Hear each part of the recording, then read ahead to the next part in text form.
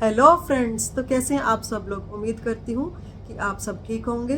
Welcome to my channel elegance by Neena. तो चलिए आज मैं आपके लिए एक न्यू वीडियो लेके आई हूँ। इस वीडियो में आज हम बात करने वाले हैं टाइम मैनेजमेंट की। जी हाँ, वक्त जो है वो सबसे बड़ी चीज़ है, ये हमें सबको पता है। जो इंसान वक्त के साथ नहीं चलता वो पीछे रह जाता है, वक्त आगे निकल जाता है और वो बाद में पछताता है।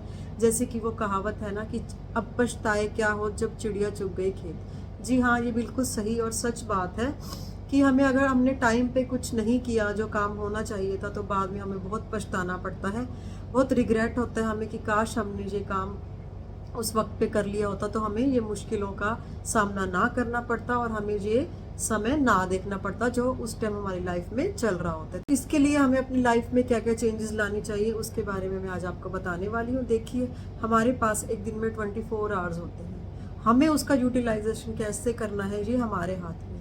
कई इंसान तो जो होते हैं 24 आवर्स को ऐसे बिता देते हैं, उनको पता भी नहीं लगता, चुटकियों में उनका दिन निकल जाता है। उनको पता ही नहीं होता कि हमारी लाइफ में हो ही क्या रहा है, क्योंकि उन्होंने कभी भी कुछ प्लानिंग नहीं करी होती। जो चल रहा है उसको फ्लो के साथ वो भी चलते जाते हैं, लेकिन ये चीज़ बहुत गलत है। हमें ऐसी कोशिश करनी चाहिए कि हमारे पास जो 24 आवर्स हैं हम उसमें 48 आवर्स का फ़ायदा उठा सकें। वो हम कैसे कर सकते हैं? उसके लिए सबसे पहले हमें सोने से एक रात पहले अपनी टू डू लिस्ट बनानी चाहिए। उस लिस्ट में हमें लिखना चाहिए कि हमें किस टाइम पे क्या क्या काम करना है। फिर उसके बाद उसमें सॉर्ट करिए कि कौन सा काम इम्पोर्टेंट है और कौन सा कम इम्पोर्टेंट है, उस काम को ऐसे उसकी लिस्ट बनाइए। तो देखिए आपके लिए कितना इजी हो जाएगा। जैसे ही आप सुबह उठेंगे आपको पता होगा कि मुझे किस टाइम पे क्या ज़रूरी काम है वो पहले करना है और जो कम ज़रूरी है वो उसको बाद में करना है, क्योंकि काम तो इंसान को सारे अपनी ज़िंदगी में, रोज़मर्रा की ज़िंदगी में करने ही होते हैं। जैसे रावण को पता था कि वो काल को रोक सकता है और उसको बांध सकता है, लेकिन उसने वो काम उस टाइम पे ज़रूरी नहीं समझा और नहीं किया। उसने उस काम को साइड पे रख के सीता माता का अपहरण किया, जो उनकी मृत्यु का कारण बना। अगर वो काल को पहले ही रोक लेते, सब कुछ उनकी लाइफ में सही रहता और उनको मृत्यु की प्राप्ति ना होती। तो ऐसे ही हर इंसान को हमें इस चीज़ से शिक्षा लेनी चाहिए कि हमें हर काम को टाइमली करना चाहिए और कौन सा काम इम्पोर्टेंट है उसको पहले करना चाहिए, जो कम इम्पोर्टेंट है उसको बाद में करना चाहिए।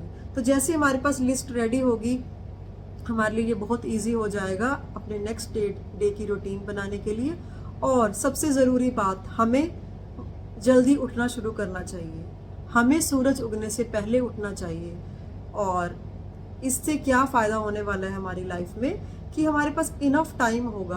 हम सुबह ही उठ के जो काम कर सकते हैं, वो जो हम दिन में करते हैं वो ज़्यादा टाइम लेते हैं, और जो अर्ली मॉर्निंग काम करते हैं उसमें टाइम भी कम लगता है। और अगर हम स्पिरिचुअल कुछ बात करते हैं तो अगर हम उस टाइम भगवान का नाम लेते हैं तो उसको भी ज़्यादा ही इम्पोर्टेंस दी जाती है। उसके बाद आप जो 8 आवर्स हैं आपके, जैसे हम बात कर रहे थे कि 24 आवर्स को 8 आवर्स में डिवाइड करना देना चाहिए। तो अपना रूटीन में अपना रेडी होके अपने काम पे लग जाइए, चाहे वो जॉब है, चाहे वो आपका बिजनेस है, चाहे वो हाउस वाइफ्स हैं उनका घर का काम है।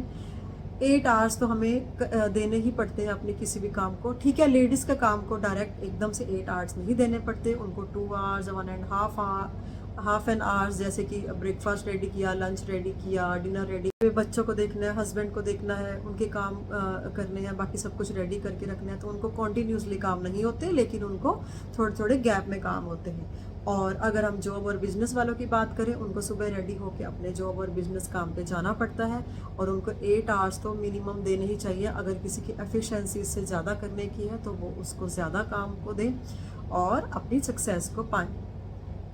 तो 8 आवर्स तो हमने दे दिए स्लीपिंग को, 8 आवर्स दे दिए हमने अपने काम को। जो बाकी के हमारे 8 आवर्स हैं उसमें हमें क्या करना चाहिए? अपनी पर्सनैलिटी डेवलपमेंट पे ध्यान देना चाहिए। अगर हम कुछ सीखना चाहते हैं नया या किसी को सिखाना चाहते हैं वो टाइम डिवोट कीजिए।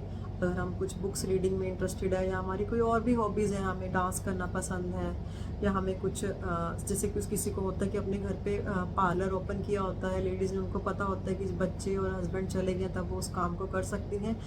ब्रेकफास्ट होने के बाद जब हस्बैंड और बच्चे चले जाते हैं और लंच तक उनको कोई काम नहीं होता, तब वो उस टाइम पे अपना टाइम मैनेज करके ये अपना एक्स्ट्रा काम कर सकती हैं, अपना जॉब इसको टाइम दे सकती हैं।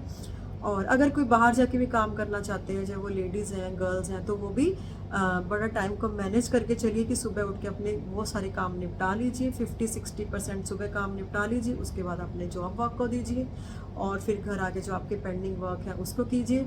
और अगर हम हाउसवाइफ की बात करते हैं, उनकी रूटीन में कॉन्टीन्यूसली काम नहीं होते, लेकिन कुछ कुछ आवर्स के गैप में काम होते हैं, तो उस गैप में काम करते रहिए।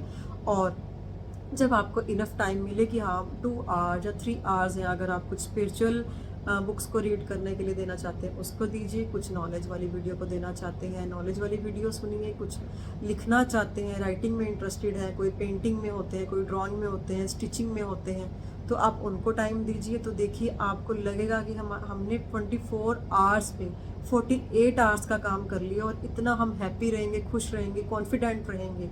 और उसके बाद अगर हम रूटीन इवनिंग की बात करते हैं, तो अगर हम हाउसवाइफ की बात कर रहे हैं, तो इवनिंग में आप अपने बच्चों को टाइम दे सकते हैं, चाहे उनको पढ़ाना हो, उनको बाहर घूमने ले जाना हो, उनका खाने पीने का देखना हो। तो उसके बाद डिनर टाइम में आप डिनर रेडी करके सबको खिला के, आपके पास फिर भी 1.5 एन आवर होता है जिसमें आप अपने हस्बैंड को कुछ टाइम दे सकते हैं, कुछ उनसे ज़रूरी डिस्कशंस करनी है, कुछ काम की बात करनी है वो कर सकते हैं, अपने बच्चों के लिए कुछ आगे प्लानिंग करनी है, कुछ और फ्यूचर प्लानिंग्स करनी है, तो आप आराम से कर सकते हैं।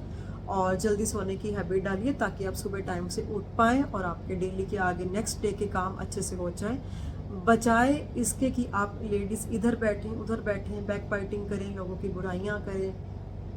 देखिए अगर आपके साथ कुछ गलत होता भी है, कोई कर भी रहा है, घर में ही हो रहा है, तो उसके लिए आप उसको इतना ज़्यादा मतलब गलत वे में मत वो प्रेजेंट कीजिए, क्योंकि देखिए जो गलत कर रहा है उसको उसका रिजल्ट भुगतना ही भुगतना पड़ना है 101%। तो आप क्यों अपनी वैल्यूज़ खोते हैं, आप क्यों अपनी वैल्यूज़ को पीछे छोड़ के उन चीज़ों के पीछे भागते हैं, किसी के साथ उनकी बुराई करते हैं। देखिए हर इंसान के साथ कुछ ना कुछ प्रॉब्लम है, अगर ठीक है आपको प्रॉब्लम है अपने अपने पार्टनर से शेयर करिए, पार्टनर से नहीं कर सकते अपनी सिस्टर, भाभी, मदर या जिससे भी करना चाहते हैं। वंस इन ए वाइल होता है कि हम बहुत ज़्यादा प्रॉब्लम में हैं, तो उसको हम कुछ सजेशन के लिए किससे डिस्कस करते हैं या अपना मन हल्का करने के लिए करते हैं, तो वो ठीक है, करना एक जायज़ है। लेकिन डेली बेसिस पे हम किसी की बुराइयां करनी और इन चीज़ों पे डिस्कशन करनी, देखिए आप उससे अपनी पर्सनैलिटी को निखार नहीं रहे, आप उससे बैक जा रहे हैं, क्योंकि जो आप में क्वालिटीज़ हैं आप उसको नहीं पहचान रहे, आप किसी की डिसक्वालिटी को डिस्कस कर रहे हैं जिसके आपका तो कोई फ़ायदा नहीं होने वाला और सामने वाले का भी कोई नुकसान नहीं होने। तो समझिए, वक्त की कदर को समझिए। आपने देखिए सुना होगा, ये कहावत है कि समय बड़ा बलवान, राजे नुए मंगता कर देते, मंगता तख्त बिठावे। ये बिल्कुल सही और सच बात है।